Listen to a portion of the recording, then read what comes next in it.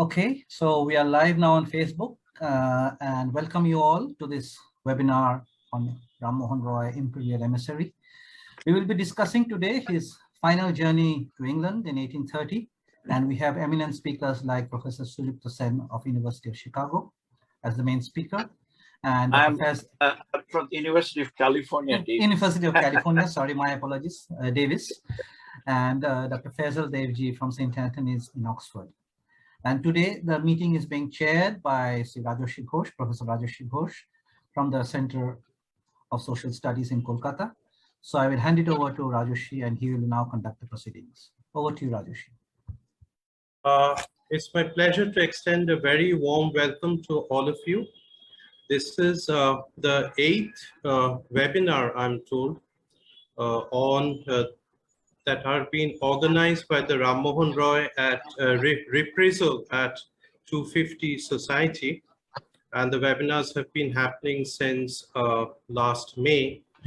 Today, it is our privilege to have Professor Sudipta Sen of the University of California, Davis as a main speaker, and Professor Faisal Devji as the discussant.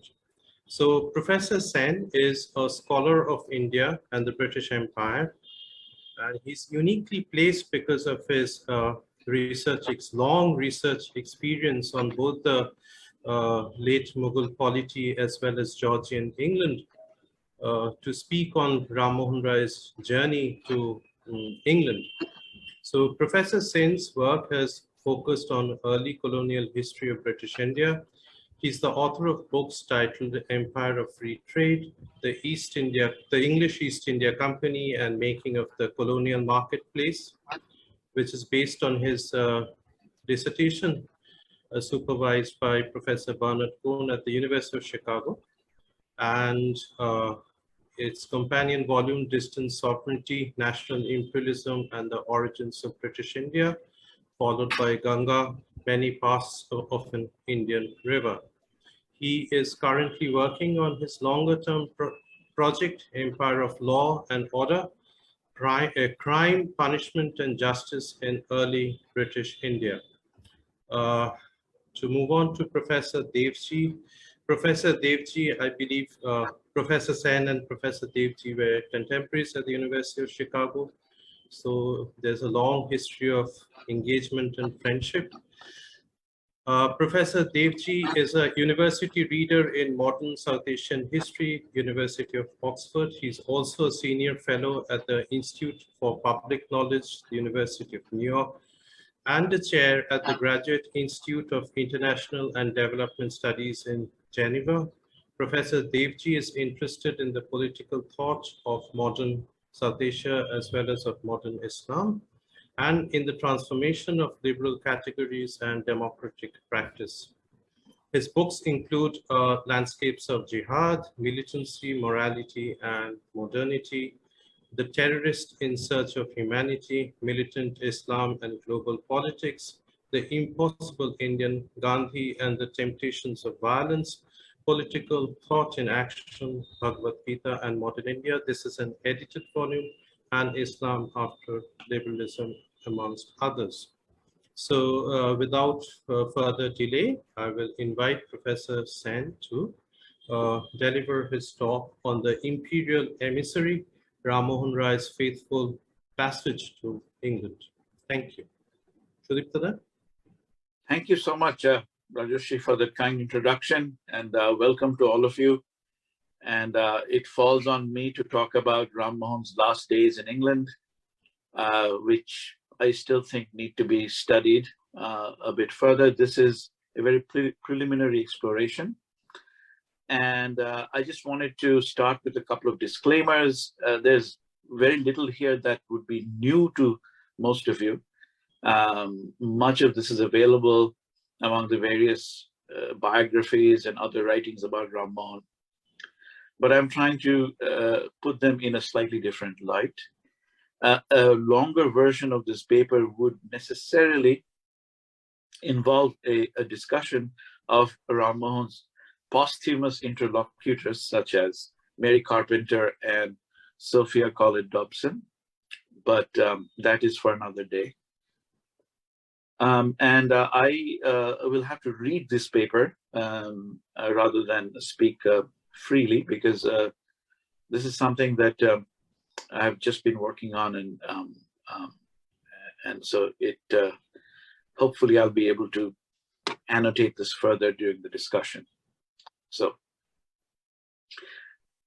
on the 19th of September, 1833, Rammohun Roy fell seriously ill in Bristol while trying to recover from a persistent flux.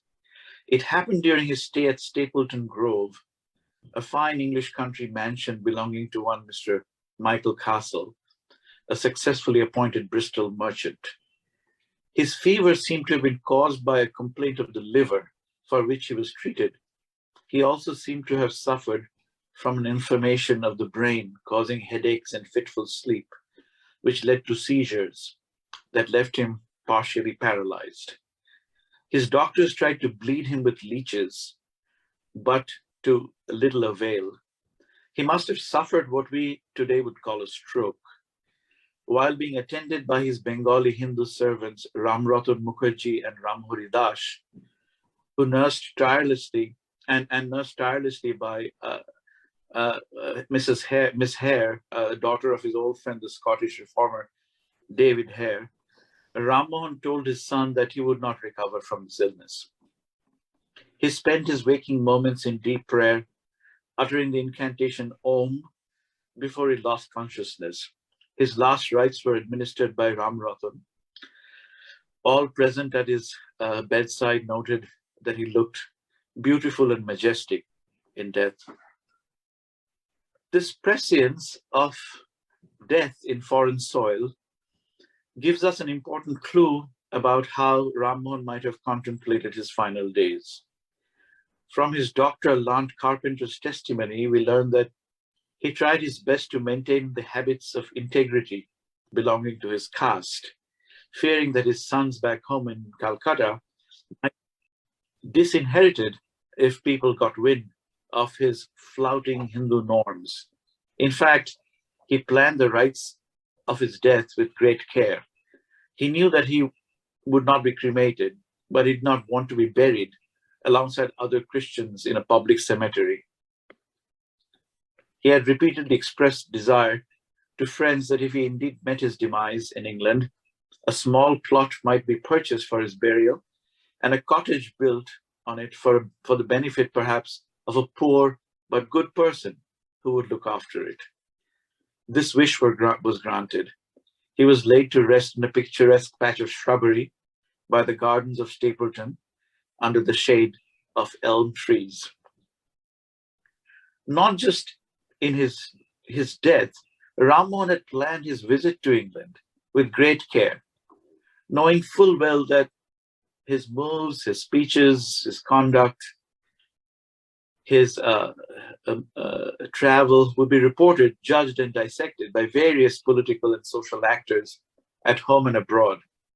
The Mughal establishment in Delhi, proprietors of the India stock, partisan Whig and Tory politicians vested in the passage of the Indian Reform Bill, free traders, monopolists, Christians of varied denominations, Unitarians, Quakers, Baptists, deists, the London literati, not to mention supporters and detractors of Reformed Hinduism at home. My talk today threads through the elusive thresholds of Rammohun's journey through Liverpool, London, France, and Bristol to his final rest, and the uncertain geography of his interlocution, and his stately, measured conduct among friends and detractors that affords glimpses of where his final hopes and fears may have rested regarding the fate of his country and its people at the mercy of an imperial ascendancy, and perhaps the distant promise of liberty for subjects far away from the seat of politics. I am interested above all in Rammohun's awareness of his role as an unique emissary of the Indian Empire, keenly aware of the stage where he shone briefly before the final curtain. Sophia Dobson Collett, lifelong Unitarian, freethinker, and feminist, in her final assessment of Rammohun, writes that his presence made the English people aware for the first time, quote, of the dignity, the culture, and the piety of the race they had conquered in the East. In Collett's rendering, Rammohun was a most, quote, visible and personal embodiment of our Eastern Empire. Wherever he set foot, he seemed to refute the stereotype of an Indian subject as nothing more than, quote, a black man, or even worse. Rammohun had, in his youth, familiarized England to India, Collett says, and now, as it were, in his twilight years, a learned Brahmin, willingly setting sail across the dreaded oceans, he had come to explain India to England. More than 70 years later, Surendranath Banerjee, in a speech marking the anniversary of his death, remarked that when Rammohun died in the suburbs of Bristol, surrounded by friends and well-wishers, he would have been, in the eyes of most of his countrymen, quote, an outcast who would have recoiled from maybe eating, drinking, or associating with such a person, as his touch might have been deemed polluting. And yet today, Banerjee said, he is adored, the adored hero of our race, quote, unquote. Besides this much deserved acknowledgement of Rammohun as an embodiment of spiritual and cultural enlightenment, who scripted his arrival, I would like to reconsider him as an astute student of imperial British and European politics, who scripted his arrival and final exit and his public conduct with an exquisite mastery of his audience and his surroundings.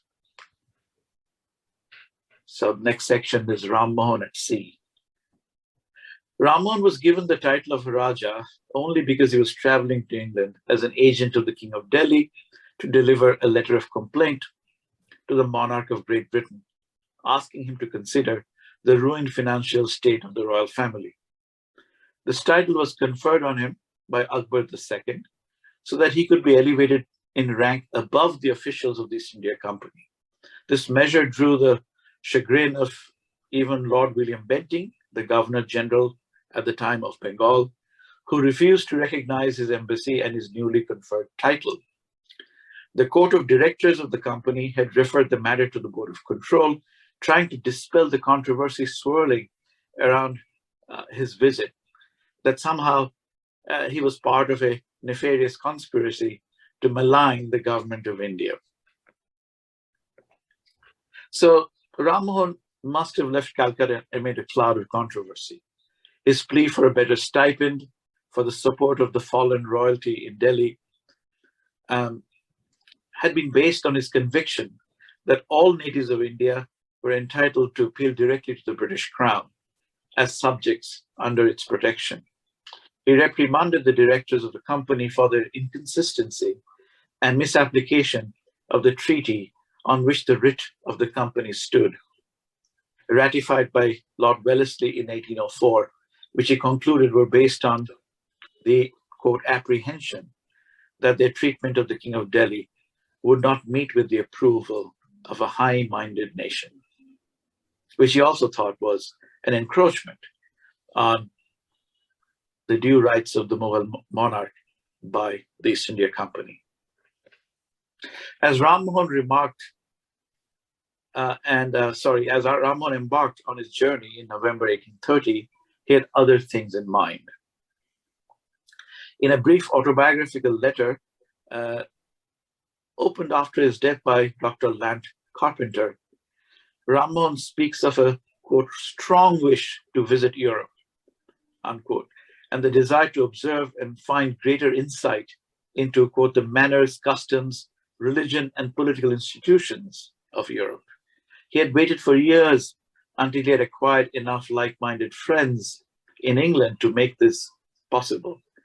At the time of his departure, he could not wait to find out what came of the public debate on the renewal of the East India Company's charter.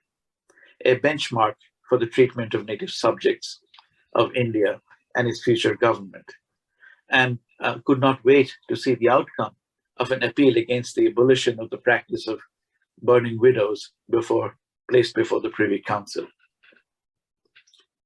Rammohun arrived in England in April 1831 during a time of great political and social unrest in Europe. England was in the early stages of its industrial revolution. The railways had just started in Liverpool and Manchester. William IV had been crowned as the oldest monarch to have ascended the throne. And in the wake of Charles Grey's progressive ministry, John Russell was about to introduce the Reform Bill to the House of Commons to expand the English franchise. The Factory Act and the Slavery Emancipation Act would be passed within the next 2 years. Belgium was fighting for independence from Netherlands. Poland was an uprising was underway in Poland against the Tsar. Just the previous year, the July Revolution has taken place in Paris with the coup d'etat deposing Charles X and the accession of Louis Philippe. Rammohun's shipmates noted how keenly he was following the news of the uprising in France. Quote, he could not think or talk of anything else. Rammohun on the ship took his meals in his own cabin, along with his 2 Bengali companions, who complained of the cold and the inadequacy of their small coal-burning stove and the lack of a proper fireplace. They suffered terribly from seasickness and took over the cabin permanently, and Rammohun had to attend to their needs. He ventured out during the day,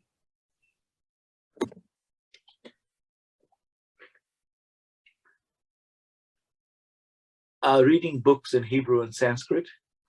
During the afternoon and evening, he joined passengers on the deck over perhaps a glass of wine. He seemed unruffled, self-possessed. When the ship was docked at Table Bay in the Cape of Good Hope, he disembarked for a couple of hours, and while making his way back on board, he fell off the gangway ladder, which had been fully secured. This was a serious injury from which he would limp from the rest of his stay abroad. He had rushed out, in fact, having caught sight of 2 French frigates flying the revolutionary tricolor, and braving his hurt, he had already fallen. He insisted on visiting them, and through an interpreter, wanted to tell the Frenchmen abroad how delighted he was to see the banner of liberty fluttering. As he left sight of them, he was heard repeating emphatically, and I quote, "Glory, glory, glory to France." On board, Rammohun seemed very anxious, without access to newspapers. And when he managed to pick up one from a passing ship, he finally received the news that there had been a change in the cabinet in England. Overjoyed, he could not stop talking about its possible effects, beneficial effects on the fate of India. He would soon also learn that the Reform Bill was carried in the House against the Tories, who had finally conceded their majority. His biographer, Carpenter, writes that when, on the 8th of April, 1831, the Raja finally arrived in Liverpool with his son Rajaram and proceeded to London, quote, the whole nation was in a state of intense excitement over parliamentary proceedings. Rammohun was not only, she says, well versed in our national history, but intimately acquainted with our political institutions and parties. And he saw at once that such a turn of events boded well for the measure he had so ardently advocated for all his life, and they would further the welfare of England and also her dependencies.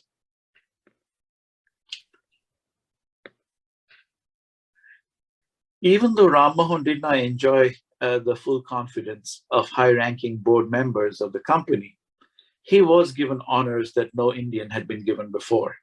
He was present as an ambassador plenipotentiary at the royal coronation, invited to sit below the main gallery of the House of Commons, toasted and feted by eminent people, received as a friend and equal in many English homes, He had been invited by the liberal philanthropist William Rathbone to stay at Greenbank with other foreign dignitaries, but he politely declined that hospitality, choosing his own independent lodging at Radley's Hotel, where he could hold private audiences.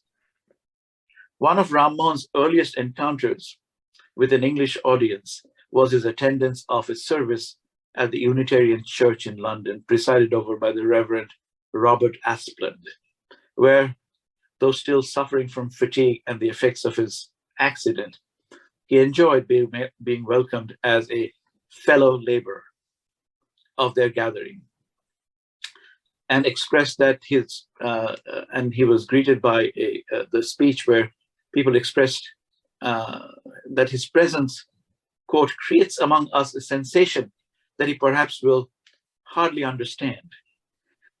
Dr. Bowring, a linguist, missionary, and the future governor of Hong Kong, in his remarks described Rammohun as an illustrious visitor who might have, quote, lived 1,000 years ago, whose journey was nothing less than an act of heroism. Comparing him to Peter the Great, leaving the confines of his unenlightened court to visit the shipyards of Netherlands.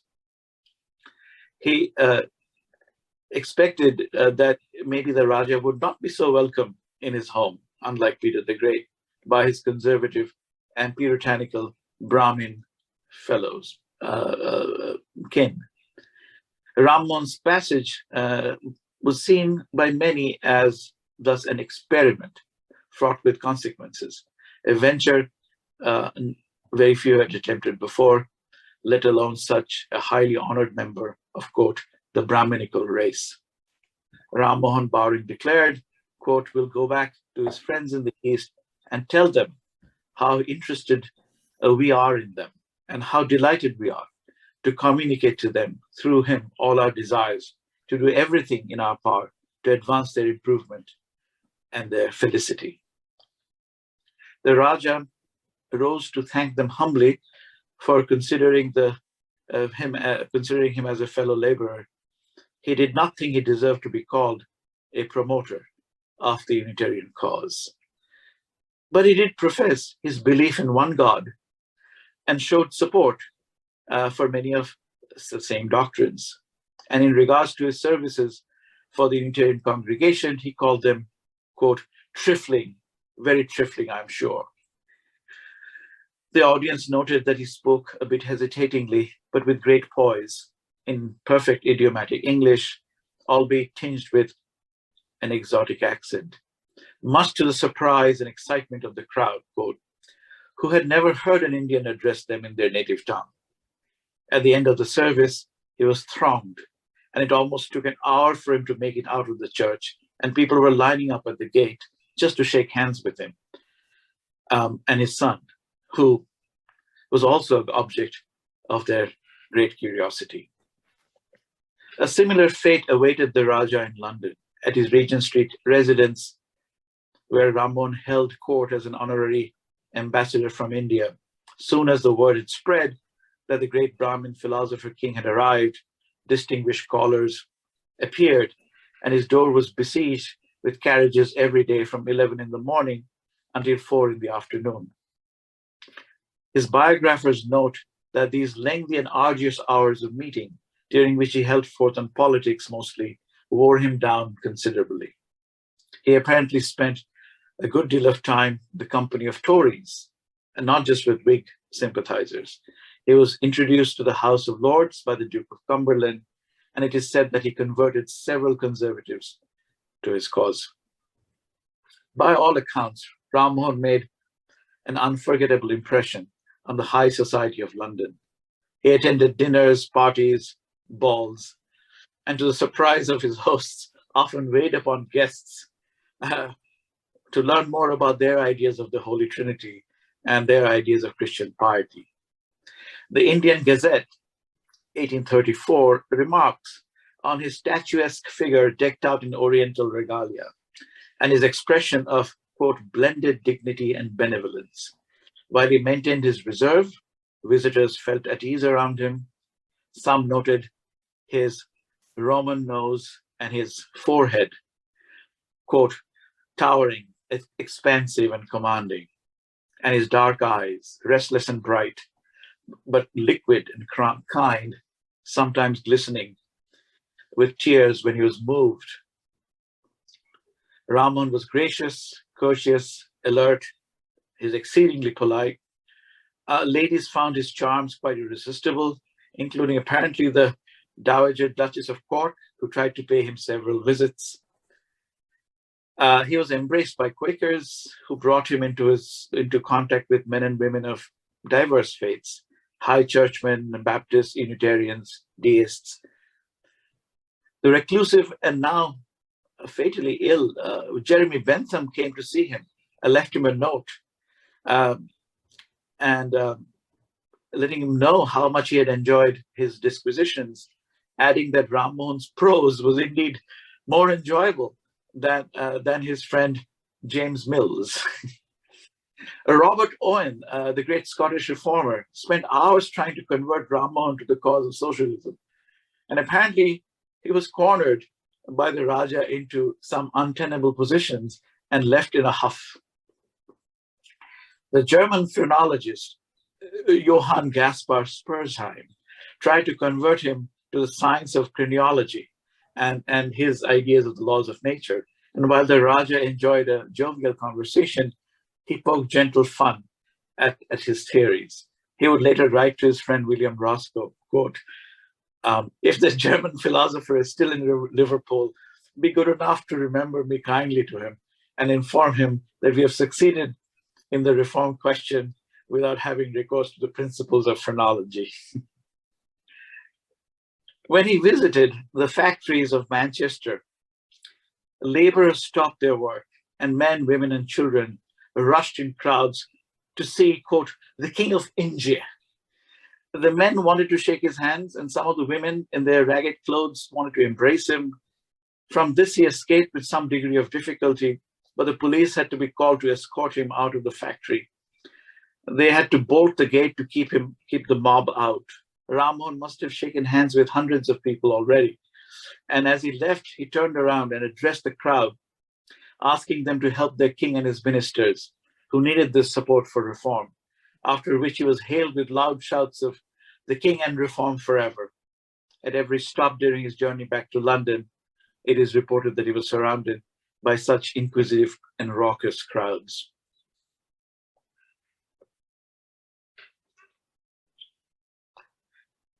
Rammohun was painfully aware of the arguments against the passage of the East India Company's charter, which was, in retrospect, the last great parliamentary scrutiny into the policies and governance of the East India Company before its disbandment after the Mutiny of 1857.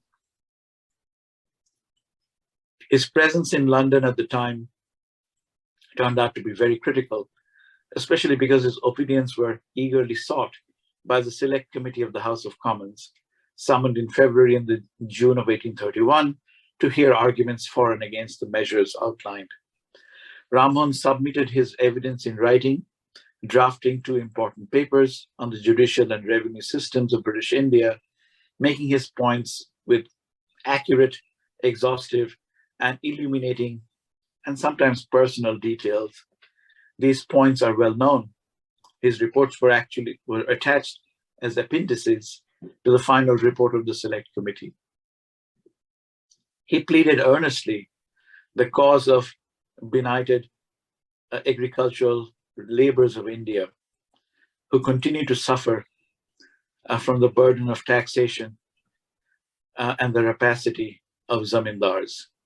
He argued that although landlords had greatly benefited by the permanent settlement of 1793 in Eastern India, the condition of the cultivator of the soil remained, quote, melancholy and desperate. He advocated the creation of local militias as opposed to an ever-increasing standing army with a great appetite for money and resources and support, which had to be supported by further extraction of land revenue from the poor peasants. He spoke feelingly about the wretched lives of the manufacturers of the salt, at the edges of the Bengal Delta, and the long-suffering Molangis, who were supposed to be, victims also of the salt monopoly and the profits therein. None of Rammohun's testimony went unchallenged. He was attacked by the salt monopolists, the anti-free trade lobbies, as well as old company hands who maligned or questioned his intentions and tried to dismiss his evidence. Rammohun was not so much interested in the specific provisions of the India Bill as he was in its far-reaching implications. His notes on the judicial system of India shows that he advocated a slew of reforms: the substitution of English for Persian in the local law courts, the participation of native Indians in the oversight of civil matters, trial by jury, including members, native Indian members. Remember, this would not be settled all the way until the fierce debates of the Lytton Bill. A careful separation of the judicial and revenue branches of the administration, a separation of the offices of the judge and the magistrate, and even a future codification of criminal and civil law. He stood in favor of opening the passage of European settlers to India, although with caution, arguing that the presence of educated and enlightened Britons would benefit Indian society. At the same time, he did not advocate a direct colonial governance of India, arguing that the delegated rule of the company, in the absence of any indigenous self-governing representative body, provided a necessary, if not sufficient, measure of checks and balances.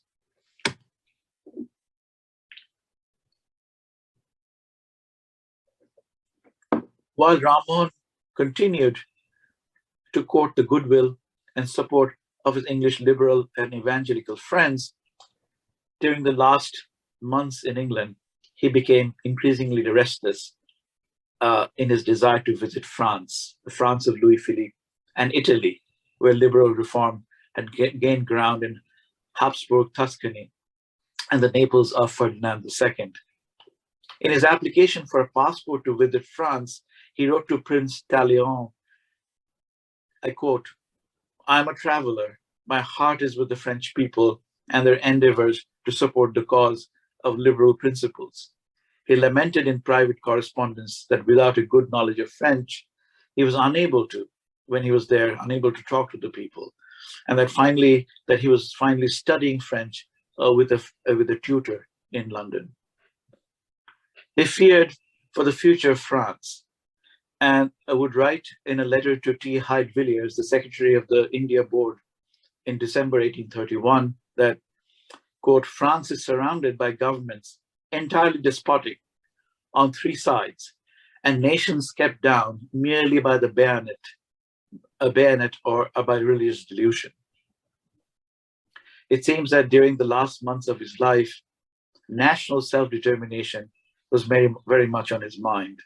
In his remarks on the present state of India to the Select Committee, he wrote about the importance of transparency in the conduct of Indian affairs and his faith in England's ultimate liberal and enlightened governance, measures that would ensure the connection between the Indian Empire and Britain on a stable political footing. An educated and enlightened people subject to tyranny, he thought, would inevitably rebel. And he wrote that as the Americans rebelled against the misgovernment of Britain, Indians might one day be compelled to do so unless the matter was handled in an enlightened way. If such a separation did occur, Rammohun wrote in a seemingly innocuous note, foreshadowing the possibility of independence. An English-speaking India and England would still be united in friendship through the bonds of language, religion, and manners. In fact, 10 years ago, in a piece he penned in Persian for his Calcutta newspaper, Mirat al-Akhbar, he had quoted one of his favorite poets, Saadi Shirazi, to express his displeasure at the treatment of Ireland by the English government. In his comments to the Select Committee, he quoted Saadi again, reminding them that this was a friendship, the friendship of subjects, and truce with enemies only can make a people an army, a willing army of a real upright ruler.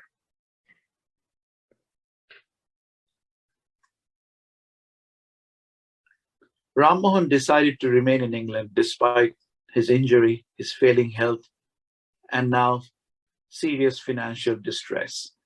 A letter from the Sanskrit scholar Horace Hyman Wilson, written to Ramkamol Sen 3 months after his death, reveals that not only had the Raja's health declined, but he was also in penury, forced to borrow from friends.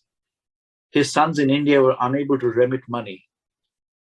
Sanford Arnott, who lived with him and was employed as his secretary, was also trying to extort large sums of money from him, claiming outlandish arrears in salary, threatening to confiscate his writings and publish them as his own, and while making public statements about Rammohun's declining mental faculty. What prompted Rammohun to remain in England at such great cost to his solvency and to his health? Is it, as his biographer Collette seems to argue, that his political instincts told him that he could do much more for the cause of India through his personal and unofficial presence and entreaties in London, rather than pursue official channels from India through which members of other subject races might have appealed to the men who ruled India? Rammohun knew full well that the stakes of his appearance in England were high. Liberal and Christian reformers wanted to claim him as their own. The Venerable William Roscoe, the noted Unitarian abolitionist, who had read his book, The Precepts of Jesus, claimed him as an illustrious convert from Hinduism to Christianity. However, the Unitarian Liverpool merchant and politician William Rathbone and his friends tried repeatedly to elicit a precise religious conviction from the Raja, but failed. Although welcomed as a fellow laborer, quote unquote, during his first meeting with the Unitarians, Rammohun spoke pointedly about how he had labored for years, not only against the hostility of Hindus and Brahmins, quote, to whom I'm related, as he did against many Christians in the Indian Empire, many whom even perhaps more intolerant than the Hindu opponents to his causes. He did not mind being called a Christian, but many Christians, he lamented, distrusted the simple teachings of Jesus, diluting its message with mystery and distracting followers. If a true Christian spirit were to prevail, he said, it must be guided by scripture, reason, and common sense against the tyranny of wealth, power, privilege, and prejudice. And yet he never fully dissociated himself from Christian causes, for it was indispensable for Rammohun to appeal to the Christian conscience of his friends and admirers, after all, for his causes and his reform. But he never seemed to advocate in principle or practice that the inhabitants of India should be converted, or indeed the idea that he himself was some sort of a reformed Christian. Keeping the idea of a Christian kinship alive at the heart of the debate on the future of Indian affairs, he succeeded in drawing the attention, interest, and keeping the interest of his supporters in England. But this bit of political artifice is sometimes lost in the debates around the inspiration and reception of Rammohun's monotheism, important as that it is. Rather than Christian piety, Rammohun seemed to focus during the last stages of his life on the promise of the rights of subjects. On the success of the Reform Bill, he wrote that the English nation, quote, can no longer be prey of the few who used to fill their purses at the expense, nay, the ruin of the people. The bill, securing their rights, made him proud at last to be called a fellow subject. In a letter criticizing the new jury bill proposed for India, where they were trying to bring in European juries into the courtrooms, Rammohun invoked the question of Ireland and the subjugation of the Irish people. If India were to be treated in similar fashion, he cautioned, England might find it difficult to send soldiers so quickly overseas to suppress her, quote, refractory spirit. And if the Indian people united against their empire, they might well be, quote, an annoying, troublesome, and determined enemy. In many such instances, I would hasten to return to the idea, which is at the title of this talk, the idea of an imperial emissary, with a renewed emphasis on the idea of empire as an adjective, implying some sort of a foregone political conclusion. Might it be possible for us to suggest that many of the ardent champions of reform in England who rallied to Rammohun's side also wanted to present him as living proof of the effect of the great imperial venture that had made possible an imperial christening and renewal of antique Oriental wisdom? By the same token, it is plainly evident that Rammohun, on his part, did not necessarily grant them such gratification. In his carefully crafted rhetorical riposte on the final stage of his remarkable life, never foreclosing the terms and definitions of empire and imperial subjecthood, Rammohun kept alive till the end the question of the dignity, autonomy, and the political will of his people, uncompromised by the magnanimity and solicitude of empire. Thank you.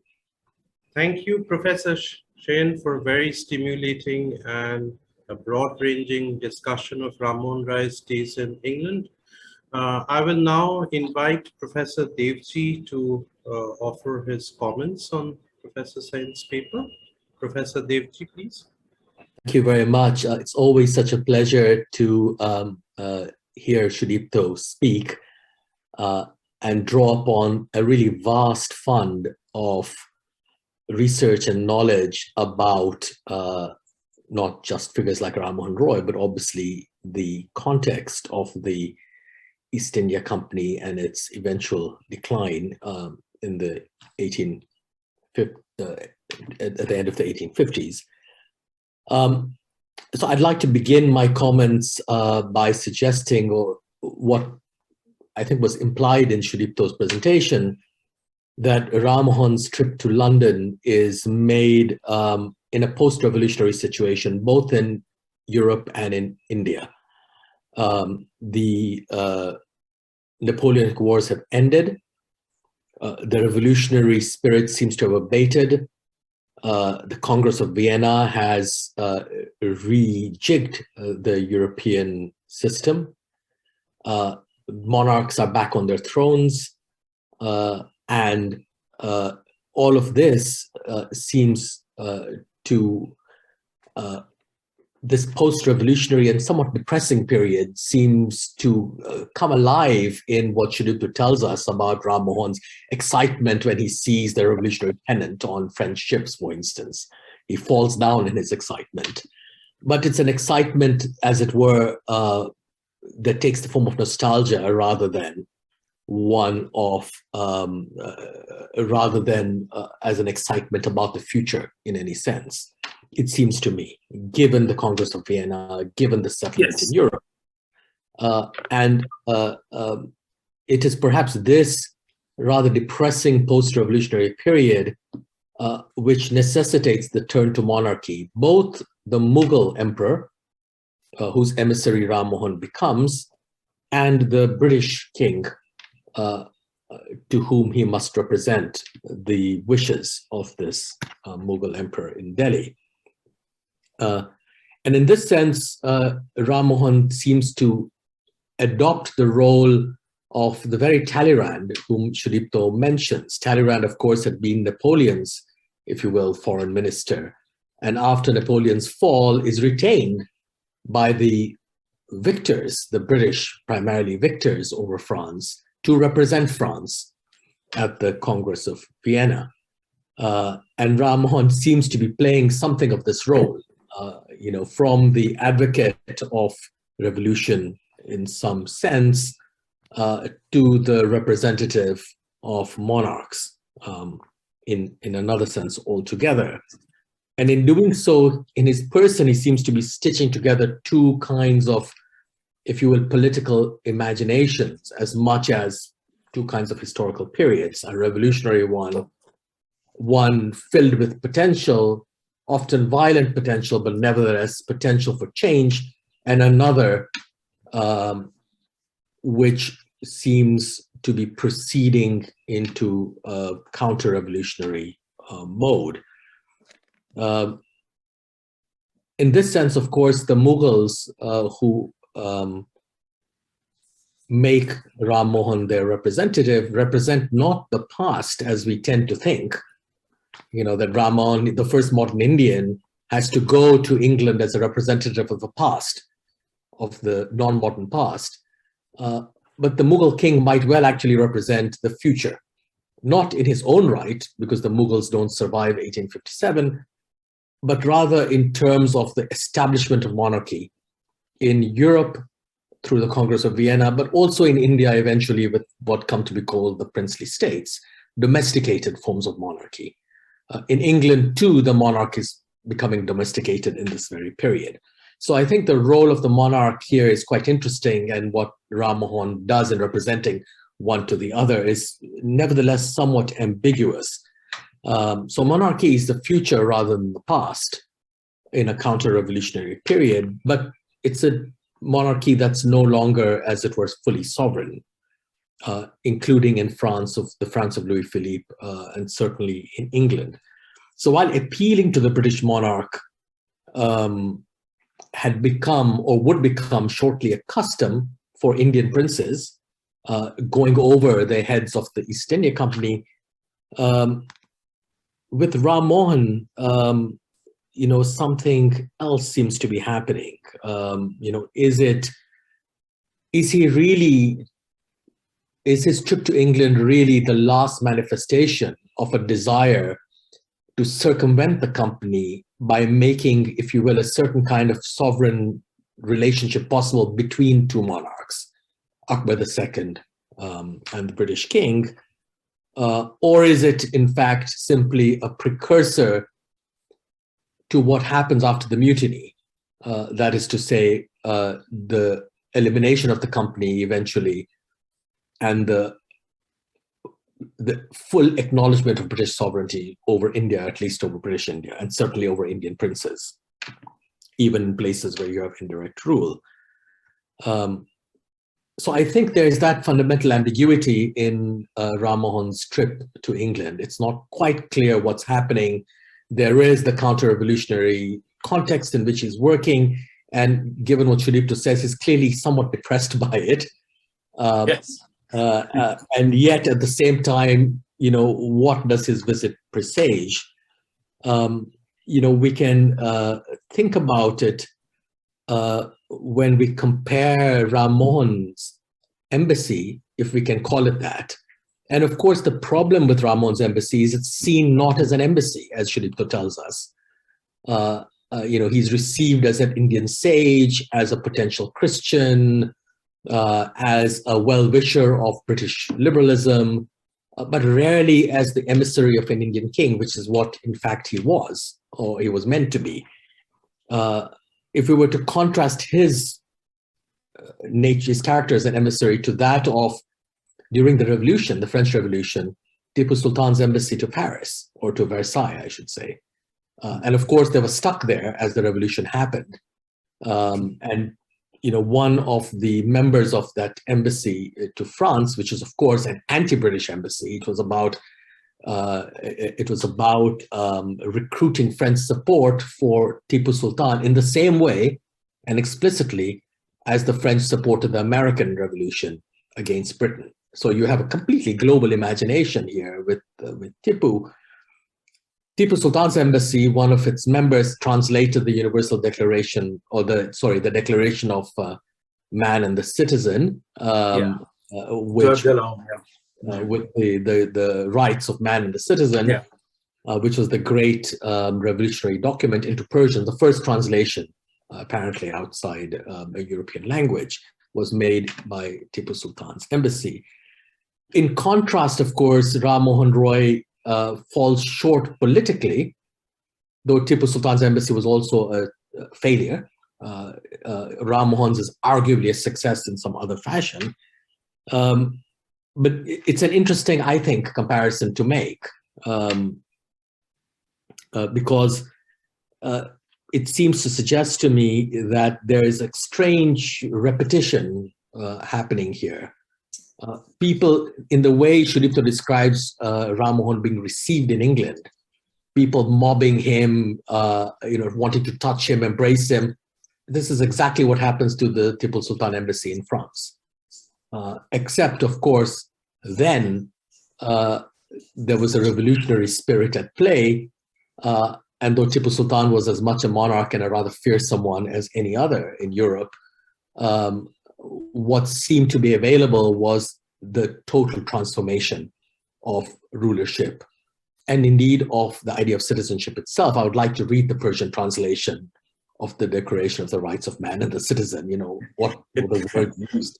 I'd love to see that. The fact that it's an Indian translation is also really crucial here. Yes, that sounds like a fascinating project. Yes, something for you to do, Sudipta. It's a repetition in some ways, but of course a complete transformation in other ways, because Rammohun also, while his embassy or his role in England, must have been seen in terms of these previous embassies, he also sets up, in a way, he sets the precedent for subsequent visits by Indian princes who seek to escape the company's control, the last of which is probably the Leap Singh, the Maharaja, the Leap Singh of the Punjab after the annexation of the Punjab.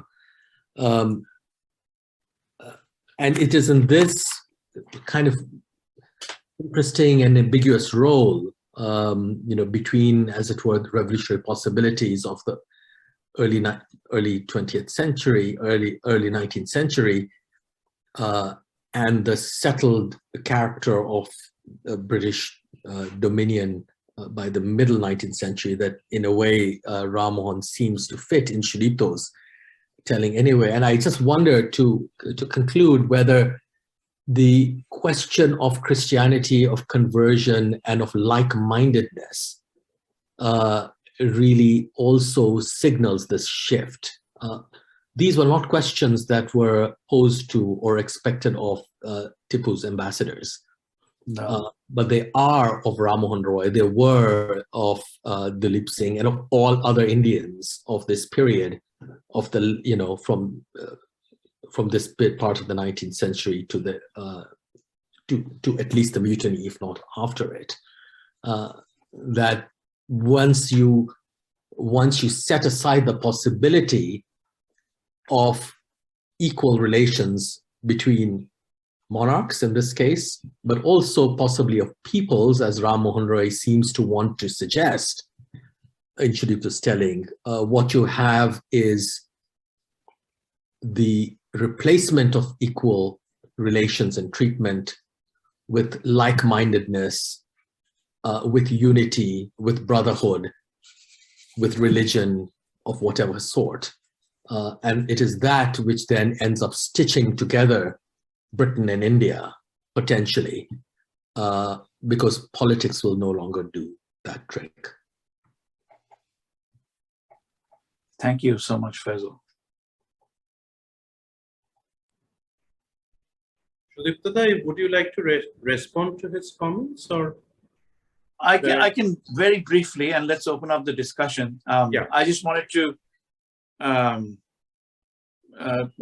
tell Faisal, and of course, maybe the audience, many years ago, now almost 20 years ago, in a book that I wrote on the idea of the ambiguity of sovereignty in British India, I actually start with Rammohun in that book.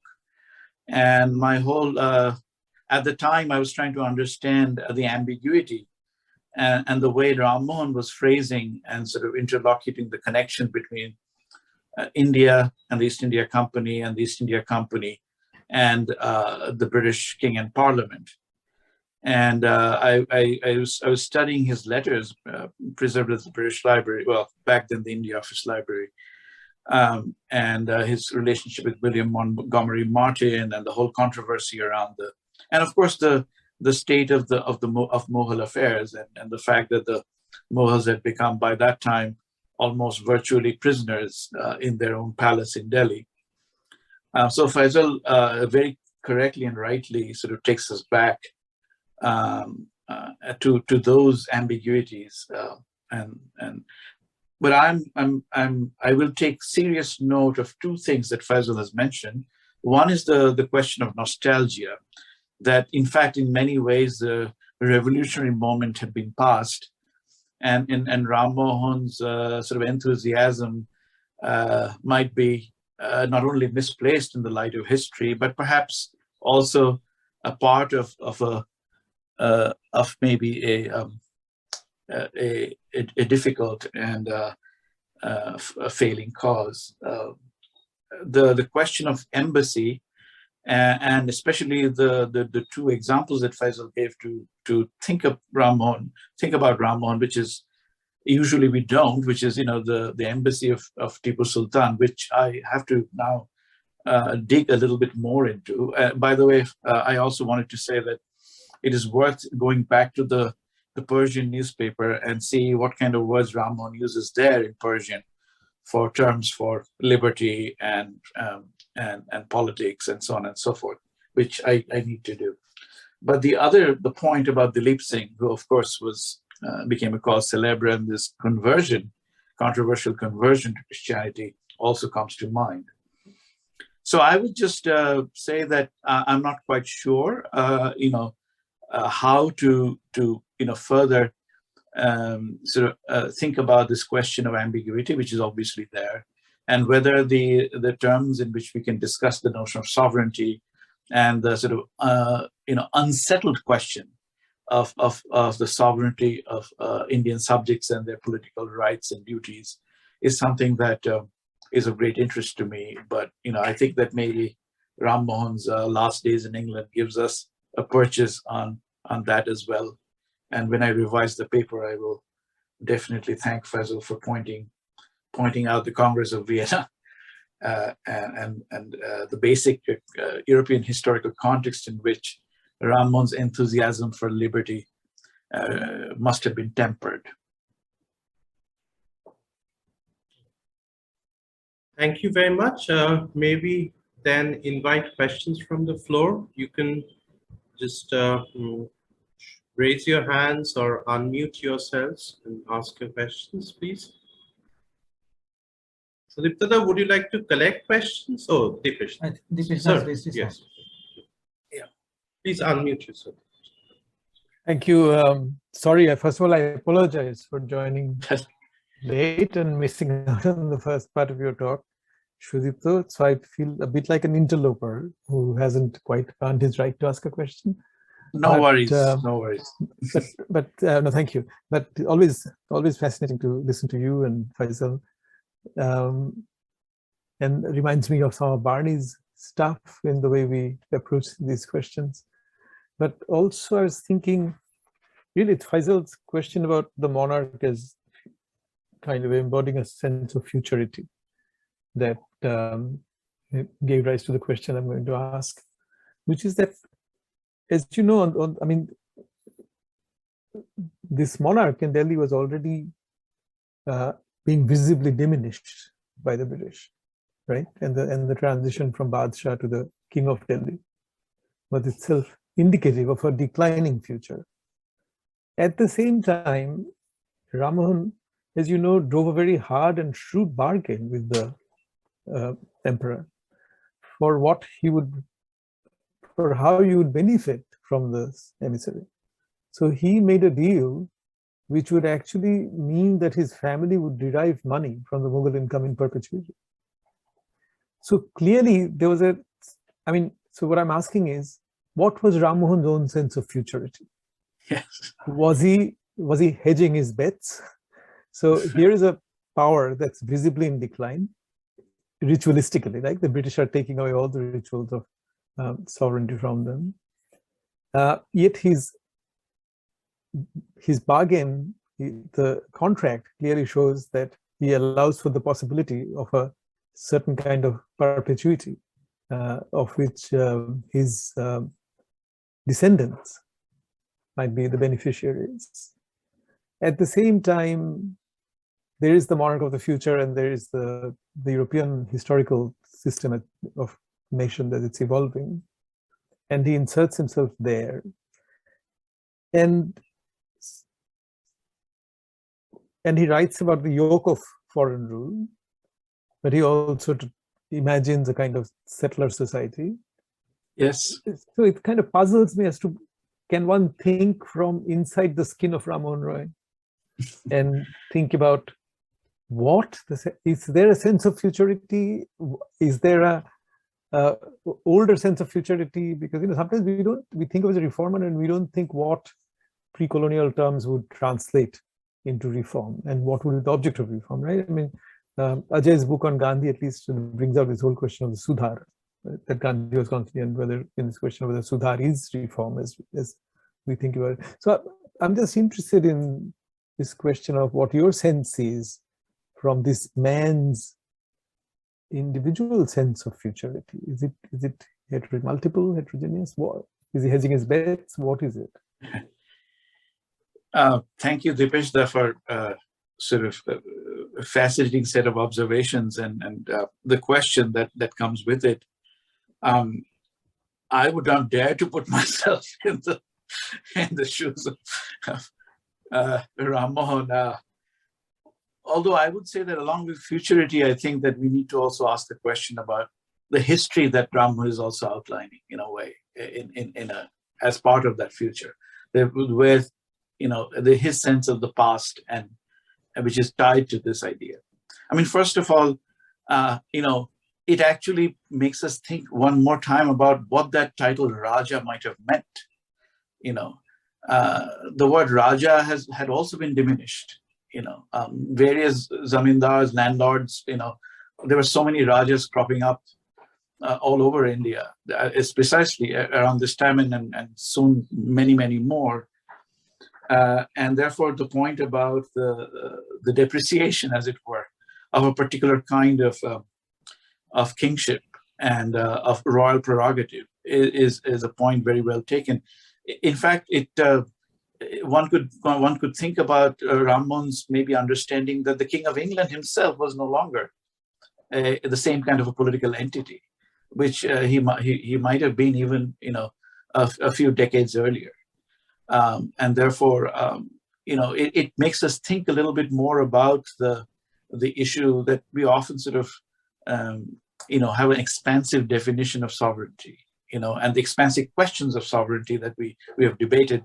But I think that in many ways you're asking us to think about a question that is a little smaller in a way, but also contractual.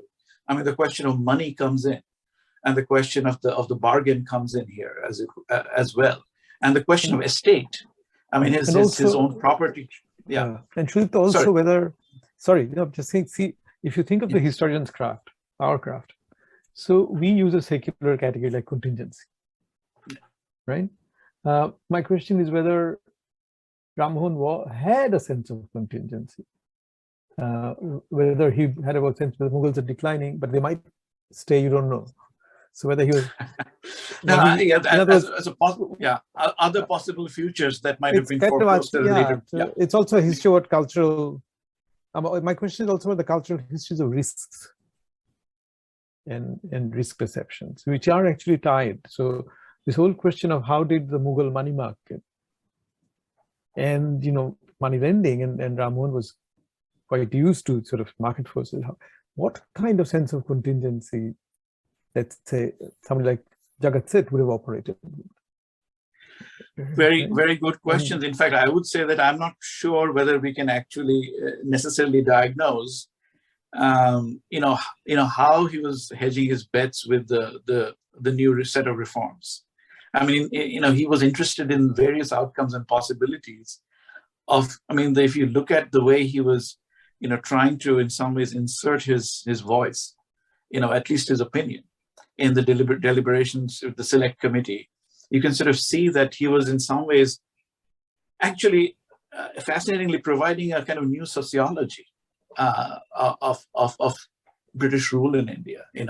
Maybe it was contingent, maybe it was at the spur of the moment, but I think that these were very well thought out. And the way he was sort of parlaying the suffering of the poor subject, it sort of puts a different kind of a definition or pressure on the notion of Raja and Praja, in Bengali. But also the way these words, might be in a translational space, opened up in that particular moment. So these are questions that are far beyond the scope of this small paper. I kind of, in some ways, it was a bit of an emotional paper. I was trying to sort of capture the poignancy of Rammohun's death, which I'm touched by, really, in many ways. And the fact, I mean, what I was interested more, and I'm sure other people might have picked this up, was the staging of Rammohun's own sort of presence in England, his envoy, his self-styling or self-fashioning, as it were, as a Brahmin, as a Raja, as a emissary of the Indian Empire, as a kind of a fellow Christian, quote unquote, sympathizer. So, but I think that inevitably the question of sovereignty and the question of the various possible futures at that particular point in time comes up. And if and when I revise this paper, these would be questions that I need to take up. So thank you so much, Deepeshta, for that. Urmila Di has her hand raised up for a while. Well, I mean, some of what I wanted to. Can you hear me? Have I got my? Yes, you're fine. Yeah. We can hear you. Yeah, no. So I mean, some of the discussion takes care of my first question, but as I was listening to you, I've always found that glory anecdote fascinating. I mean, the Raja going over to those frigates and, all of it. I was just thinking, if one wanted to know more about Raja Rammohun's view on hereditary monarchy, where would one look? That was and it ties in with what Faisal has said and what Deepeshta has been talking about, but very simply on inheritance. I mean, you began your own presentation with the idea of part of the staging of the death scene as an insurance against any kind of challenge to the inheritance of his own family members. So that was my first query. And the second and third point are completely, out of the air. I was listening to Faisal and I was thinking about I think Tipu Sultan sends 2 embassies to the courts in France, and in one of them I don't remember who asked Elizabeth Vigée-Lebrun to actually paint the portraits of the Yes. two members of Tipu's embassy. And Vigée-Lebrun later writes a very long memoir where some interesting facts of the actual sessions when the studies were taking place occur. So I was thinking about that, and I then sort of thought whether we know what the court in Britain, how they reacted to the Raja's visit. We know about the wild enthusiasm and welcome by the Unitarians. We know of the slightly skeptical sort of attitude of the company directors. But how did the court react? Did William IV, was it William IV? I think it was, Yeah. wasn't it? How did the king react? Is there any kind of discourse to be generated from that? Questions that opens up.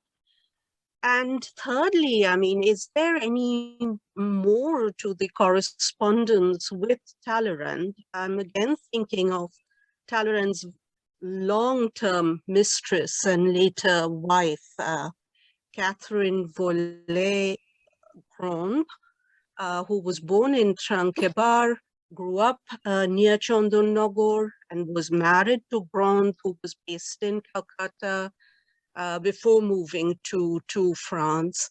And the family owned a lot of property in and around Chandonnagor, and perhaps historians have looked at that already. But so Talleyrand as an interlocutor on Indian affairs would be more than the ambassador of France to the UK in 1833-34. Is there anything more on that? I mean, did the Raja correspond with him further? Do we know? So I was just kind of mulling over these things as I was listening to you. Sudipta, would you want to collect the questions? Because yeah, we let's have... collect the. Yeah, Okay. I just wanted to say to Urmila that thank you for those very interesting details that one needs to be followed up. I'll try my best. That's all. Yeah. Okay, so now we have Professor Leen Zastupil and Rosinka Chaudhary who would be asking their questions. Professor Zastupil. Yes, thank you, Sudipta. First, I have to apologize. I had to leave the session for a few minutes, so some of the things I'm going to ask about you probably already answered, and I beg your pardon for that. No problem. Several things. First of all, just a reply to Urmila. There's a fascinating reference in an anonymous account of a meeting with Rammohun Roy, where someone in Britain mentions that he chides the English for choosing a king, and he cites the Old Testament book of Samuel, which argues against it. There was a standard argument, by the way, of anti-monarchists in Europe. Thomas Paine used it. The Unitarians often referred to it as well. So he certainly was skeptical of monarchy. But mostly I want to just a few comments about the French connection, which I find particularly fascinating. Rammohun, when he was in this working with, I don't know if service of is quite the right way to phrase, when he worked with John Digby, Digby was concerned because Rammohun obviously was an admirer of Napoleon, and this was when Napoleon basically dominated the continent, or his days were not yet numbered anyway.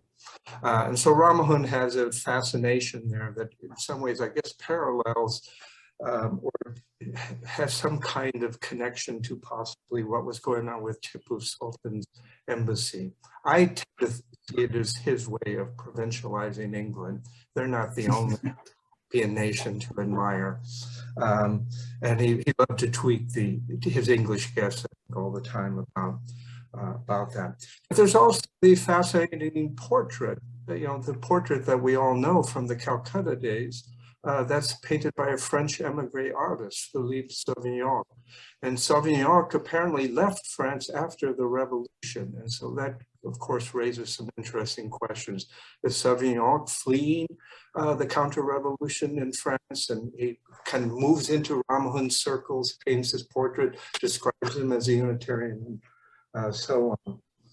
And there was, by the way, a large group of or not large, but a noted group of Napoleonists, I guess that's what we would say, in Britain, including prominent Unitarians. So I'll just leave it at that because you've got too much on your plate. I had another question about that private pamphlet that he wrote and presented to the East India Company, but if there's time, I'll ask about that later. Thank you so much. I will try to follow this up. Just a very quick thought that, there's a conspicuous absence of reference to the Napoleonic Wars in the whatever little I've seen so far. And I have not done the kind of, I have learned from your work. I've depended on your work for some of these observations. So this is, but I'm a bit of a beginning, at least if I want to take this paper forward. But I think the French connection, as it were, is actually quite obviously important, and I have to look much further into it. So yes, thank you so much. So we have Rosinkadi and Professor Tonika shortly. Hi, sorry, thanks, Sudipta. Sorry, I have a bad cold, so forgive my voice. It's really not so much a question, and we can talk about this later. But just to put the thought out there, I was just thinking, and of course I'm coming to this as someone who works at the intersection of literature and history. So I'm not coming to it as a historian, as all of you are. Just to flag that right at the start, because what I wanted to ask about is precisely what you call this staging of Rammohun Roy's presence, whether in England or whether on the whole, the picture. On the one hand, we applaud him as the first modern man, almost a father of modern India, of course, in all our textbooks since childhood. Rammohun Roy and the Modernization of India was the 1975 volume. It is always the word modernization always attends to Rammohun, more or less, has done at least in the past when we've discussed him. Yet when we picture him, and because I bring this up because you gave such a vivid, almost literary portrayal of those final days, So, but when we do that, Sudipta, when you did it, we tend to see him through the eyes of the people who are writing on him in those last days. So we depend on Colette, we depend on Carpenter. On Carpenter, yes, yeah. So we're depending on the eyes of people who basically are not really seeing him as a modern man in that sense at all, but as as this noble Indian. I think there was a quote in your talk about representative of a 1,000-year-old. Yeah, these are all quotes that exactly. appear in which is unsurprising, given that they're interacting with someone like him for the first time.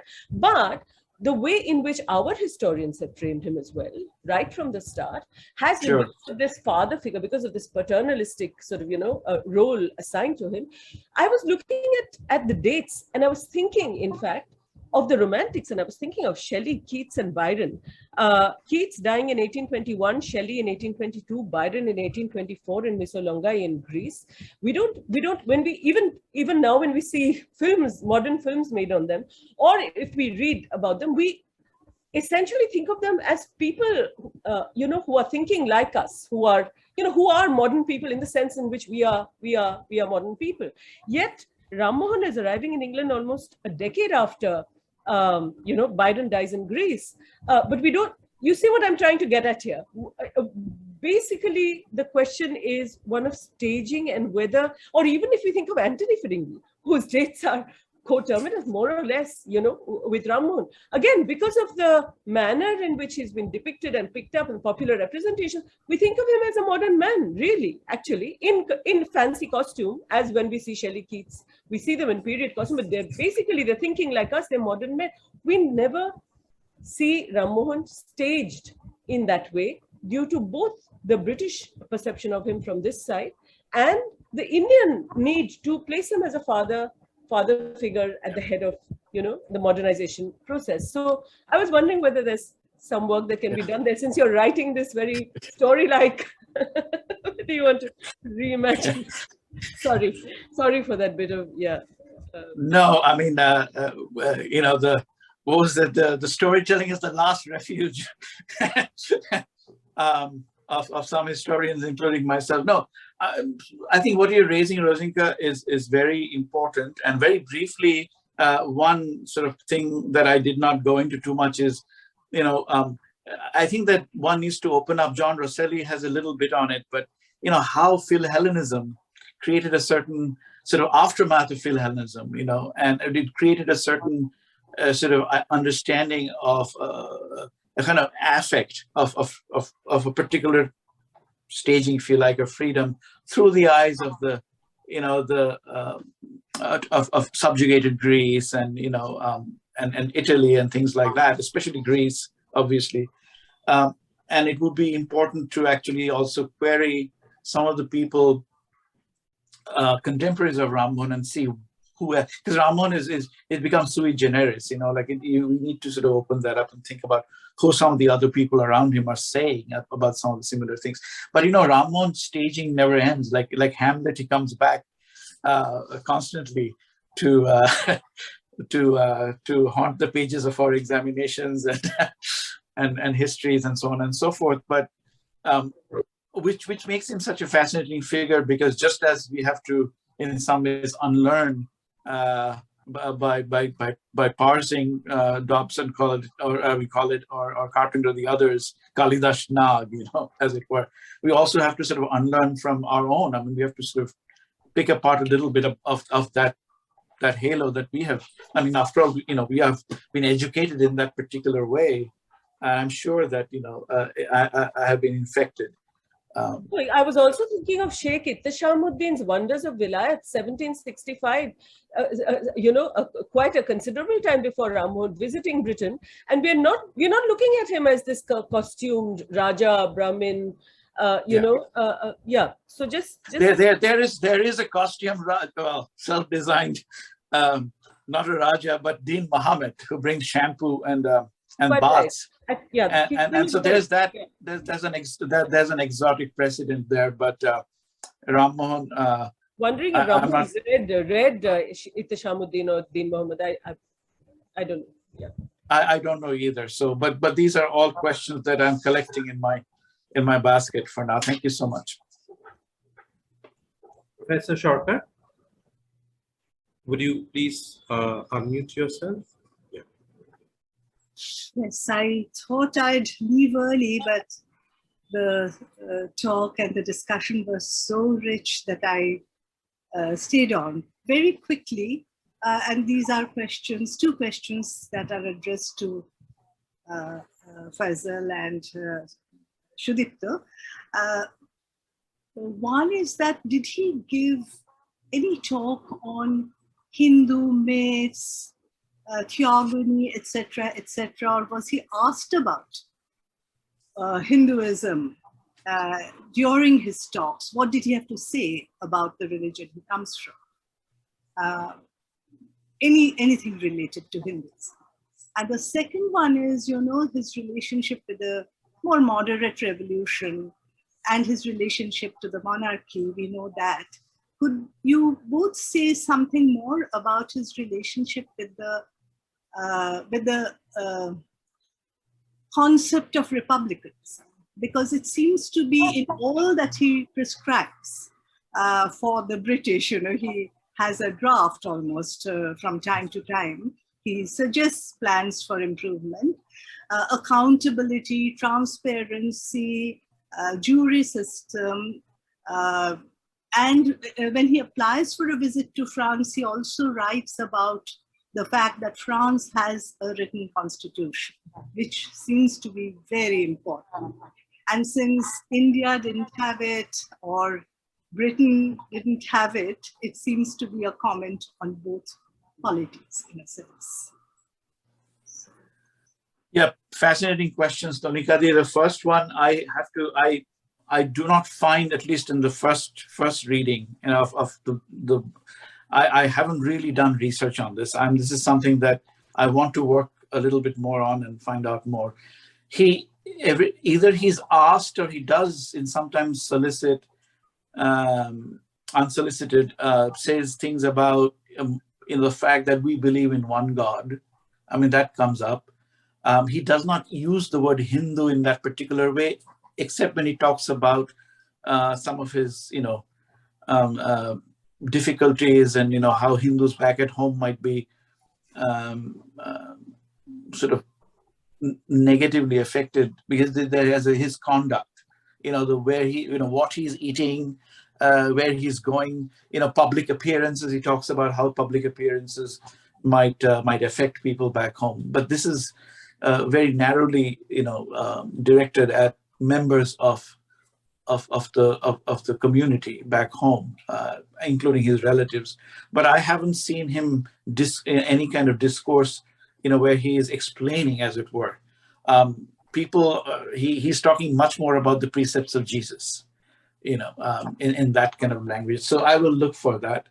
And the other question that you have raised, which is an important one, about Rammohun's relationship with England and the lack, as it were, of actually a written document or a written constitution, which is important. It seems to me that one of the things that Rammohun is doing is that he's somehow constantly reminding the British that that they will be judged in some ways by their treatment of India. But they'll be judged by their treatment of India. And what he means by that is that you cannot have liberty at home and tyranny abroad. I mean, he doesn't say it in that particular way, but he's constantly talking about an enlightened and nation should do these things. So there's a constant litany, of reminders that you have to. It's wonderful that you're doing such things as trying to make sure that children don't go to factories and that the slaves are emancipated and so on and so forth. But if you're true to your salt in terms of liberty, right? Then this goes back to the kind of thing John Stuart Mill and others, and Dipesh does a famous waiting room of history. He seems to be suggesting that Indian people in India do understand the relationship, the political relationship.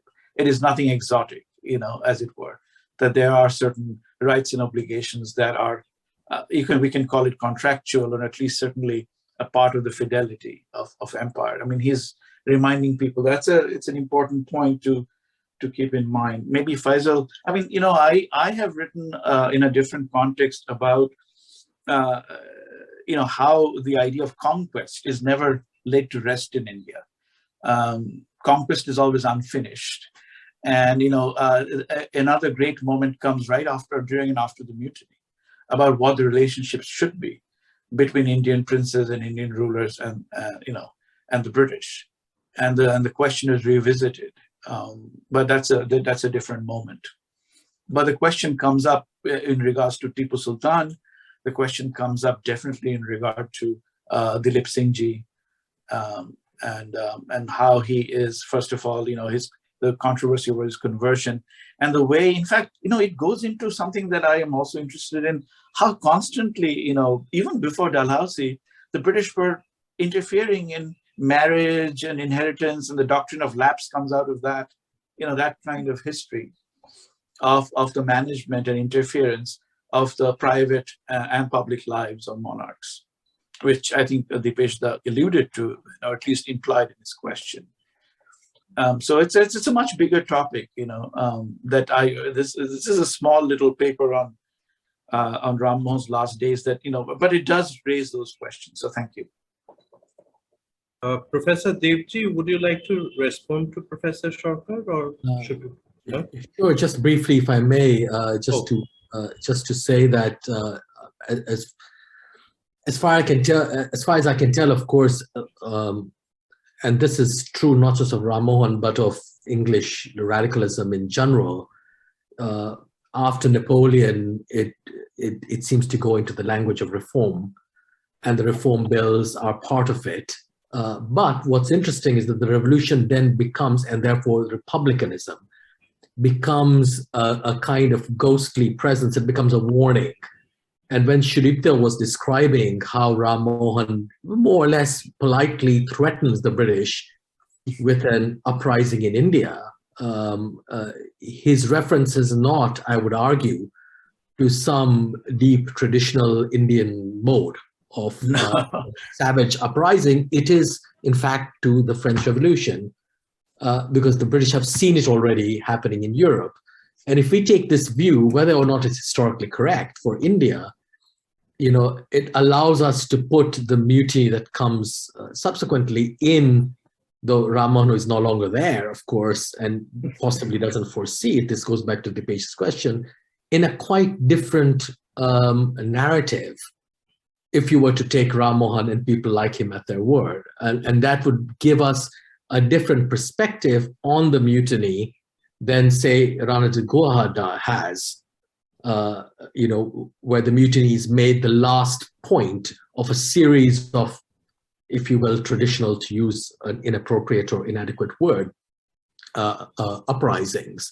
Here you can see it from the opposite direction, as indeed it was seen as it happened by several people. I think it's only later, post-1858, that the mutiny has to be re-traditionalized and made a site of, uncomprehending Indian resistance to the modern and barbarity. Yeah. Whereas for Rammohun, actually, what he foresees, if he even foresees it, is something that should warn the British of the French Revolution. Fascinating point, Faisal. Just a very quick rejoinder that before the Queen's proclamation, the Azamgarh declaration is also called the Azamgarh Proclamation.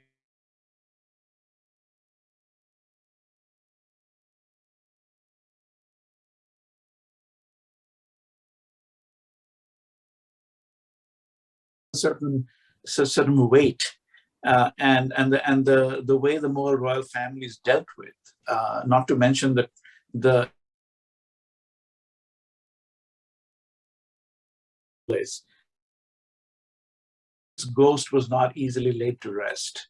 But if you remember, all through, starting with the foundation of the Fort William College, and then subsequently the move to Hailbury, the training of British civil servants, and so forth, there was always the threat of Jacobinism and the Jacobite fear, the Catholic fear, always there.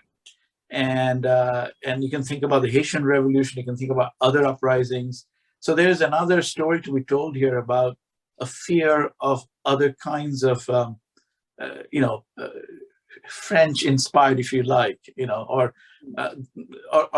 similar, views about subjects and slaves and liberty that were uncomfortable within that particular kind of political discourse. So you're right to point out that how reform might have, literally sort of in some ways replaced references to that past, which was quite traumatic for the English, as we remember.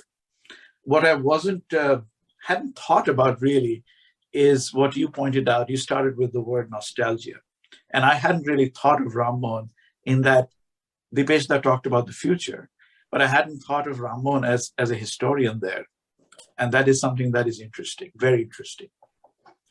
Professor Killingly has a question. Yeah, German, please. Yeah. Yes, I was interested in things that have already been said, and asked the question as to whether Rammohun was ever asked to be a representative Hindu,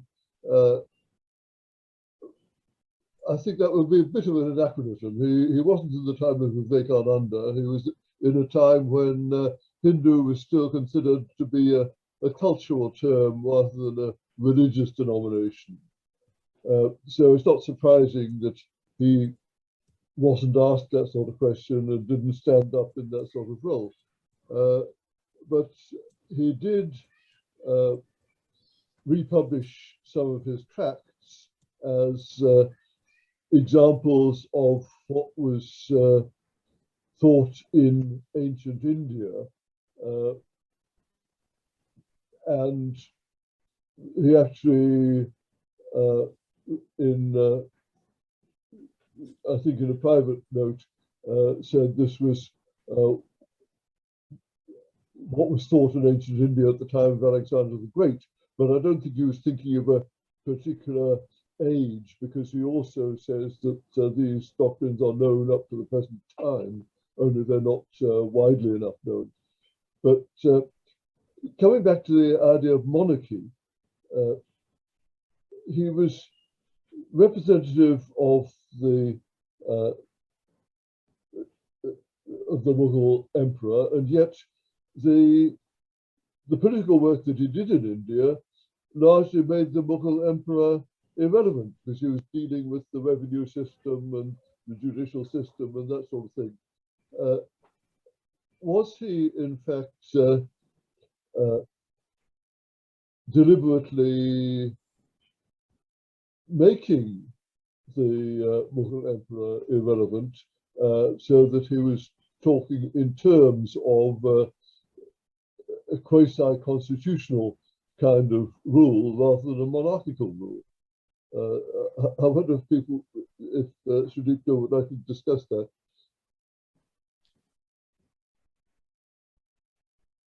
Thank you.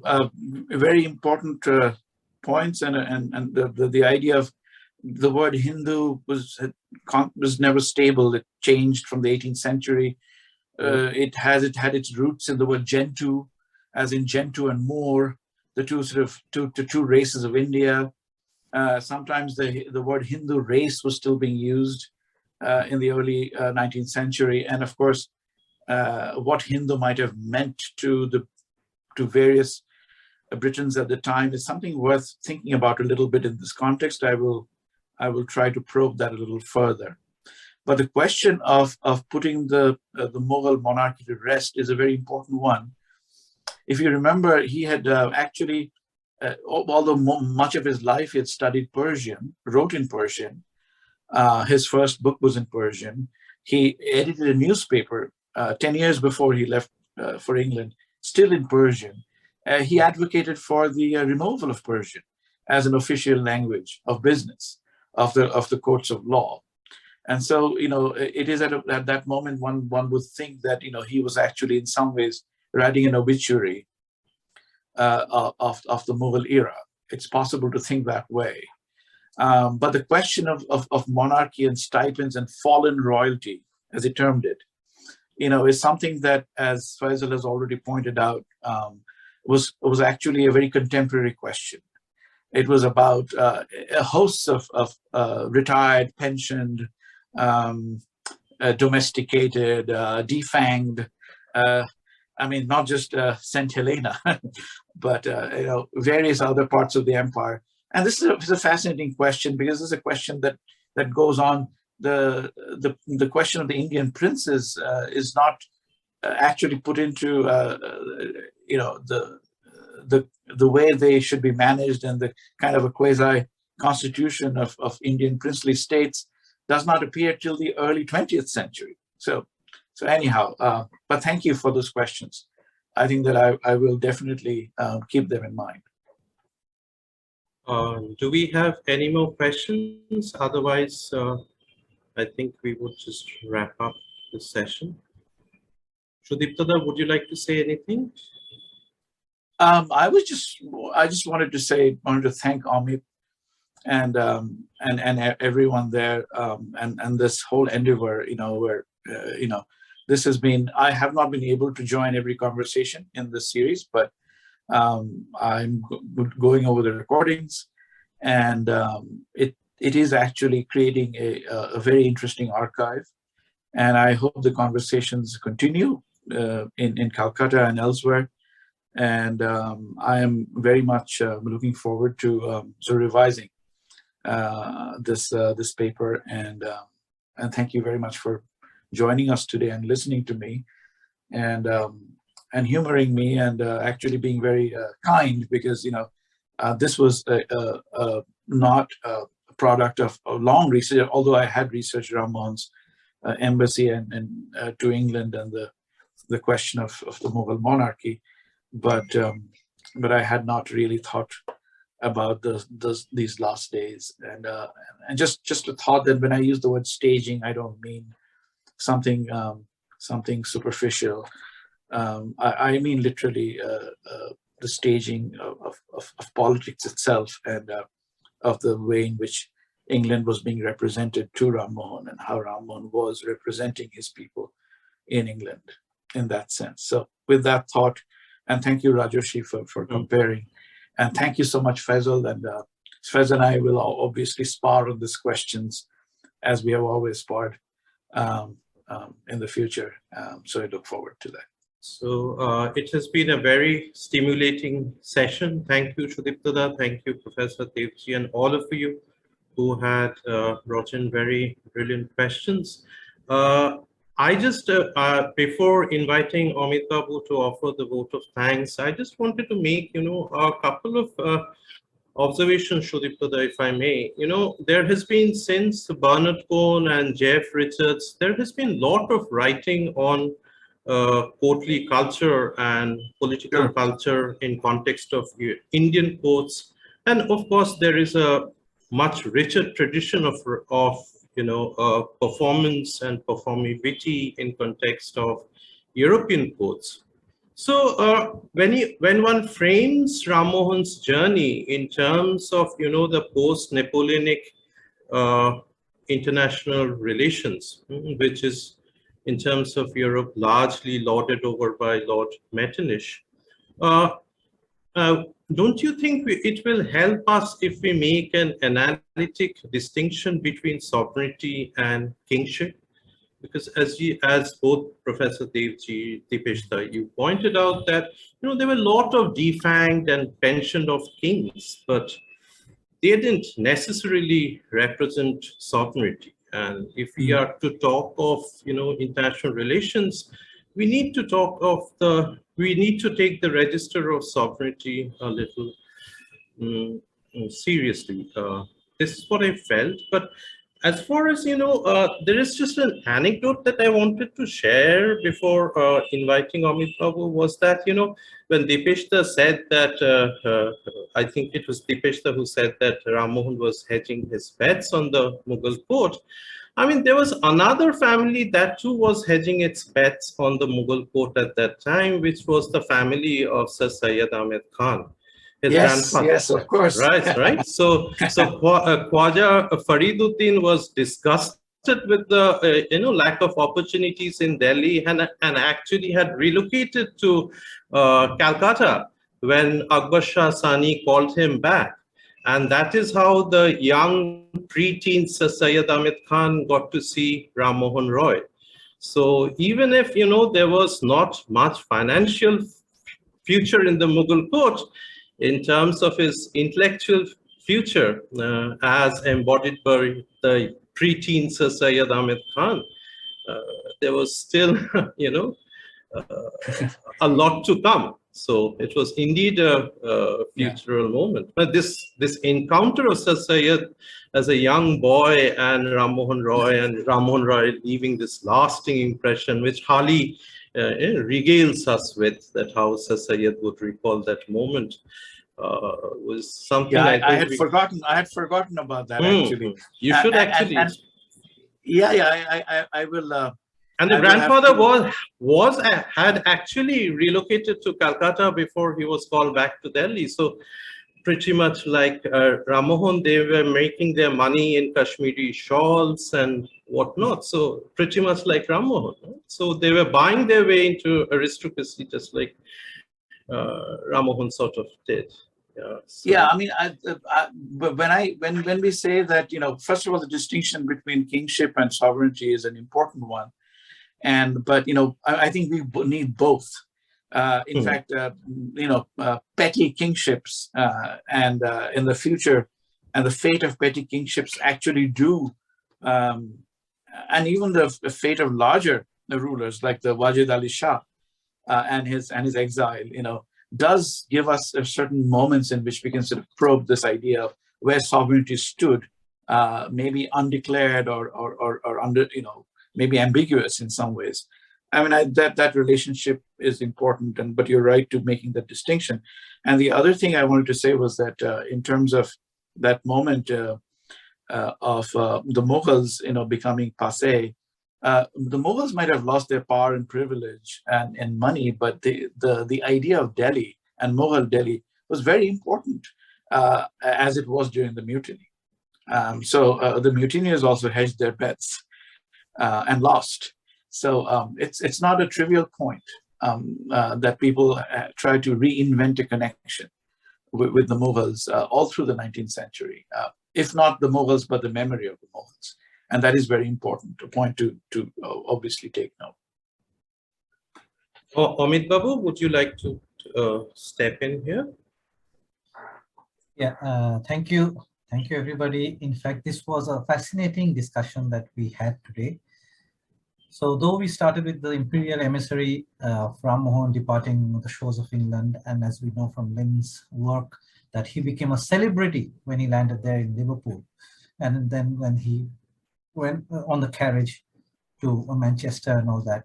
So, but it was a very interesting discussion, and I thank Professor Sudipta Sen and Professor Devji for participating, and mostly thanks to all the other people who had participated in raising the questions and bringing out more interesting facts regarding this this topic. And we really have now sort of very interesting points from everybody, and which we look forward to Professor Sen to elaborate them more. We will be having our conference in Kolkata in person in the last week of May. So we will all send out the invitation to all of you, and we hope to see many of you here physically in this conference with us. So thank you, everybody. Thank you for joining, and thank you once again. And let's end this session on a note of thank you and goodbye and namaskar to all of you. Thank you, Amit, and thank you for inviting me. Thank you, everybody, and we will now end this session. Have a nice day, nice evening, nice morning, nice evening, good night. Thank you. Thanks. Thanks a lot.